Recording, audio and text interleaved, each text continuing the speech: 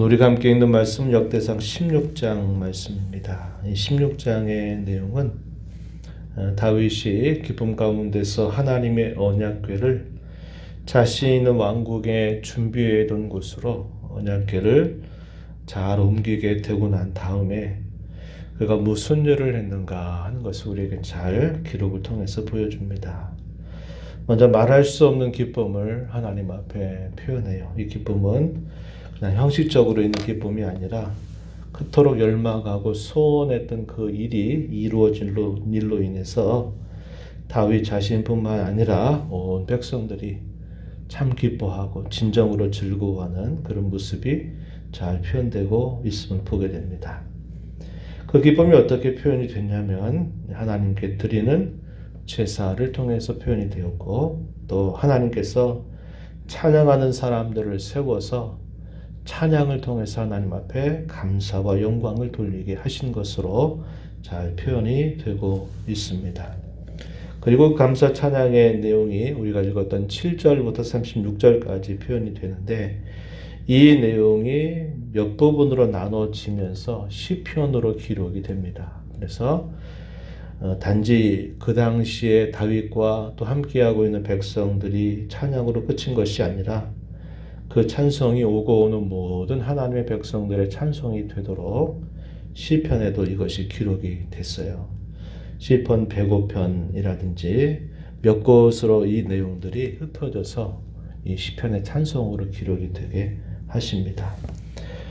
그리고 난 다음에 마지막 부분 37절부터 43절 내용에서는 하나님 앞에 계속적으로 드리는 제사가 멈춰지지 않도록 하나님께서 예배의 봉사자들을 세우고 또 하나님께 계속적으로 찬양을 올리는 일들을 감당하도록 합니다. 그래서 그들이 이곳에서 하나님 앞에 언약궤를 안치하고 난 다음에 기뻐하고 즐거워하는 것이 그때의 한 번의 일로 맞춰지지 않고 계속적으로 그 하나님 앞에 경배를 드리고 찬양하는 일들이 이어지도록 하는 그런 조치를 다윗이 하게 됩니다. 그래서 드리는 예배가 끊어지지 않게 하는 일, 그래서 하나님이 늘 그들 가운데서 함께 하셔서 그들을 다스려 주시기를 간절하게 소원하는 그 모습이 우리가 읽어가는 마지막 부분 그 내용에 해당이 된다 하겠습니다. 어제 주일날에도 그런 말씀을 나눴지만은 다윗이 얼마나 하나님 앞에 간절한 소원을 가지고 있었는가 하는 것은 우리가 시편 27편 4절로부터 6절 말씀에서 확인한 바가 있습니다.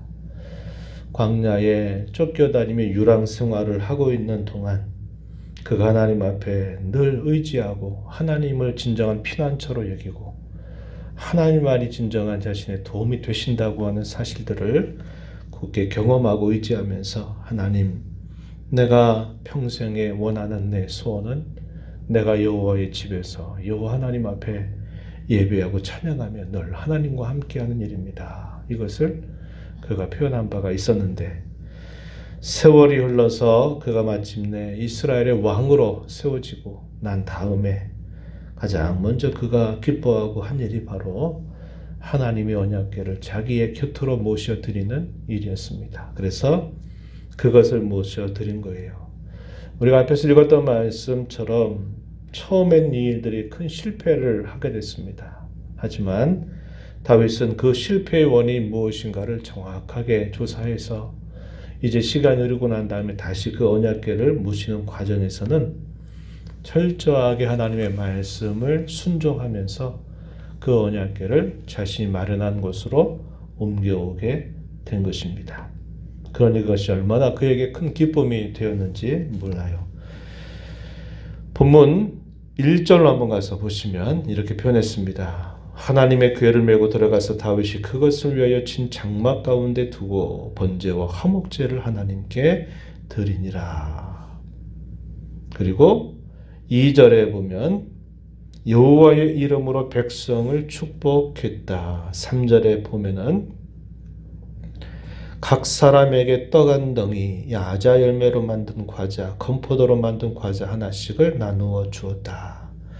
하나님 앞에 제사를 드렸다 하는 것은 하나님을 향한 그의 기쁨이 표현되어 있는 겁니다. 그리고 그 기쁨은 온 백성들과 함께 나누는 것입니다. 그래서 다윗은 백성들을 축복해요. 그리고 그 백성들에게 먹을 양식들을 하나씩 주면서 그것이 얼마나 큰 국가적인 행사인 것처럼, 그것이 얼마나 큰 일처럼 그가 여기면서 그 모든 기쁨을 백성들과 나누게 된 것입니다. 그의 이러한 모습들이 결국 하나님의 궤를 모셔드린 것에 대한 진정한 기쁨이 표현되고 있는 것임을 보여주고 있어요.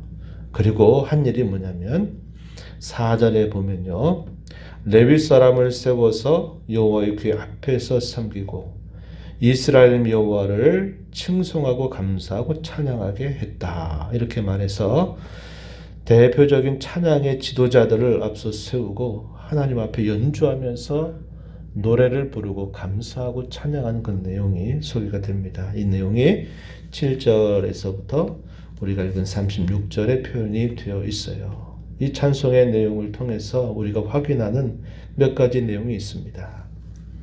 하나님이 누구이신가를 그 찬송 속에서 고백합니다. 굵직한 표현을 한번 살펴보면 14절 한번 가서 보시면은 이렇게 말합니다. 그는 여호와 우리 하나님이시라. 그의 법도가 온 땅에 있다. 이렇게 표현을 합니다. 하나님은 누구시냐? 여호와이시면서 그분이 바로 우리의 하나님이시다. 이렇게 표현을 했습니다. 여호와라고 하는 이름의 뜻에 대해서는 우리가 많이 생각해 왔죠.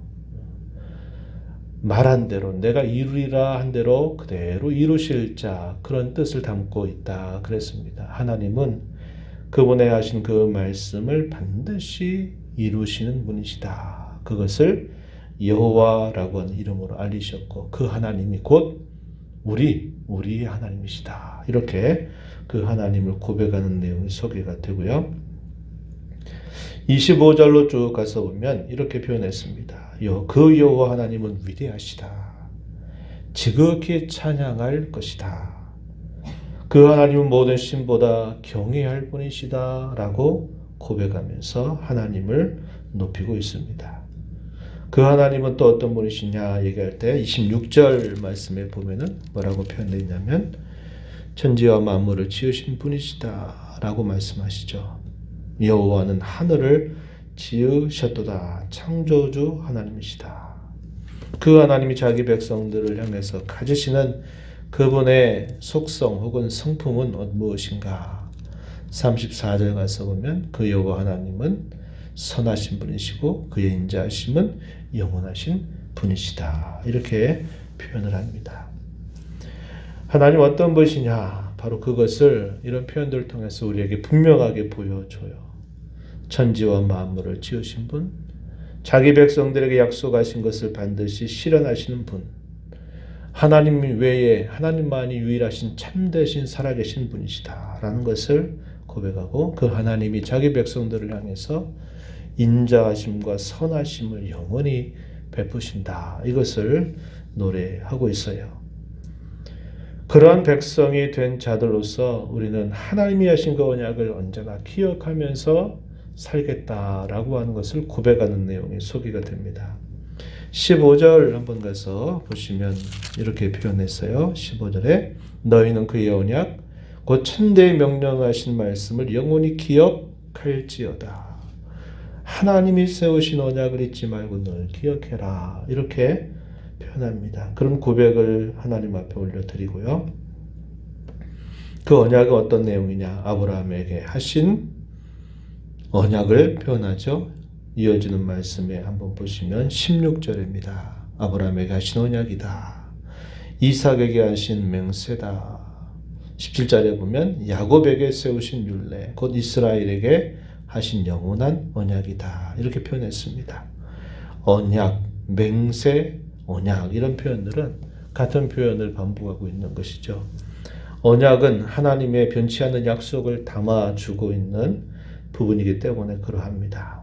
이 말은 반드시 그렇게 실현한다 하는 것을 보여주고 있는 표현이에요. 그 하나님이 약속하신 것처럼 어떻게 하셨느냐 소개하고 고백하기를 이렇게 말했어요. 18절에서는 하나님이 하셨던 약속을 다시 되뇌입니다. 내가 가나안 땅을 내게 주어서 너희 기업의 지경이 되게 하겠다 하는 그 약속을 상기하면서 19절 이하에 보면요. 뭐라고 표현하냐면 지나왔던 모든 과거의 역사를 되새겨 보면서 우리는 부족하고 허물이 많음에도 불구하고 하나님은 우리에게 이렇게 지금까지 그 약속을 이루어 오셨다라는 사실을 일깨워 주고 있어요. 19절에 보면 그때 너희 사람 수가 적어서 보잘것없으며 그 땅에 객이 되어서 이 민족에게서 저 민족에게로 옮겨다니고 이 나라에서 다른 백성에게로 유랑했었다 이렇게 말합니다. 우리가 아브라함에 관한 이야기라든지 또 이삭과 야곱에 관한 이야기를 보게 되면 그때는 사람 수가 많지 않다 보니까 당시 주변의 여러 위협이나 상황의 변화에 따라서 이곳저곳으로 옮겨 다니고 유랑하고 하는 삶을 살았던 것을 우리가 기억합니다. 그만큼 숫자도 많지 않았고 보잘것없는 마치 이방 땅의 손님처럼 객처럼 그렇게 보냈었던 우리의 모습이었다 이렇게 표현하는 말이죠. 근데 21절에 보면은 여호와께서 사람이 그들을 해하기를 용납하지 아니하셨다. 그들 때문에 왕들을 꾸짖고 말씀하시기도 하셨다. 아브라함 까닭에 당시에 아비멜렉이라든지 그런 왕들을 꾸짖고 아브라함이 잘못하는 것임에도 불구하고 하나님께서 일방적으로 아브라함을 보호하셨던 이야기를 우리는 기억합니다. 아브라함 건들지 말아라. 그의 아내를 건들지 말아라. 이렇게 하면서 오히려 당시의 왕에게 화가 미치게 되는 일들까지 하나님이 보이시면서 아브라함과 그의 아내 사라를 보호하셨던 이 창세기 이야기를 우리가 떠올려 볼 수 있어요. 그것은 다른 이유가 아니었습니다. 하나님이 전적으로 그를 보호하시고 지켜주셨던 하나님의 일하심이었다 하는 것을 우리가 알게 되는 것이죠.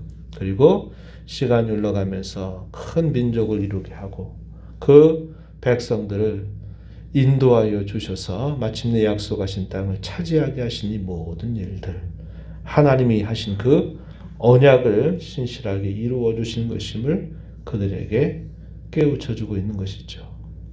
또 하나님 앞에 찬양을 드리는 당시로서는 하나님은 이렇게 보잘것없는 우리에게 이렇게 하나님이 우리를 보호하시고 지켜주셔서 여기까지 인도해 주신 것입니다. 이렇게 고백하는 내용이 될 것입니다. 그러면서 그 하나님을 찬양함이 마땅하다, 경배함이 마땅하다 하는 것을 노래할 때 온 땅을 초청합니다. 23절 말씀 보면 온 땅이여 여호와께 노래하며 그의 구원을 날마다 선포할지어다. 30절에서도 그렇게 표현하고요. 24절에서 보면 모든 민족 가운데서 만민 중에서 하나님의 구원과 행사를 선포할 것을 이야기하고요. 28절과 9절 가서 보면 여러 나라의 종족들까지 다 불러들여서 하나님께 영광을 돌리고 그 하나님께 경배를 드려라 이렇게 촉구를 해줍니다. 31절 가서 보면 하늘과 땅과 모든 나라들을 하나님 찬양의 대상으로 불러서 하나님을 찬양해라 기뻐해라 이렇게 또 말해줘요. 32절 가서 보면 바다와 거기 충만한 것 밭과 그 가운데 있는 모든 것도 즐거워하라고 표현합니다. 그리고 33절 말씀에 보면 숲속의 나무들이 여호와 앞에서 즐거이 노래하리니 주께서 땅을 심판하러 오실 것임이로다 이렇게 표현을 하면서 이 찬양하는 이 일들을 당시의 모든 백성들을 다 초청하고 또 천지와 만물 가운데 있는 모든 창조물들을 다 초대하고 그렇게 하면서 하나님을 찬양함이 마땅하다 이렇게 찬송을 올리는 것입니다. 이러한 내용들은 결국 무엇을 우리에게 보여주냐면 하나님께서 마침내 구원을 완성하시게 될 때에는 이런 모든 창조 세계들이 다시 회복이 되고 그래서 그 모든 창조 세계에 하나님의 구원의 역사가 선명하게 드러나게 될 것을 우리에게 바라보게 해주는 것입니다. 그리스도 안에서 하늘과 땅에 있는 모든 것들이 다 통일되게 하려 하신다. 에베소서 1장에 보면 그 표현이 등장해요. 아담과 하와의 범죄로 인해서 타락해서 온 창조 세계에도 그 타락의 영향이 미치게 됐습니다.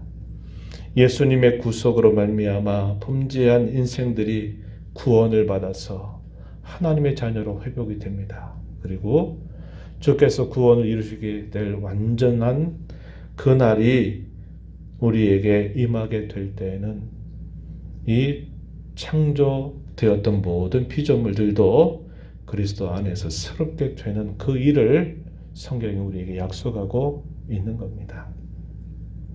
이와 같이 하나님께서 행하신 이 구원은 작게 시작된 것처럼 보이지만 온 세계를 다 포용하고 땅에 있는 모든 백성들 가운데서 이 구원의 역사를 이루어 가시고 마침내는 하나님께서 창조하신 모든 세계를 온전하게 회복하실 그 일들을 하나님은 우리에게 약속하면서 그날을 바라보게 하신 것입니다.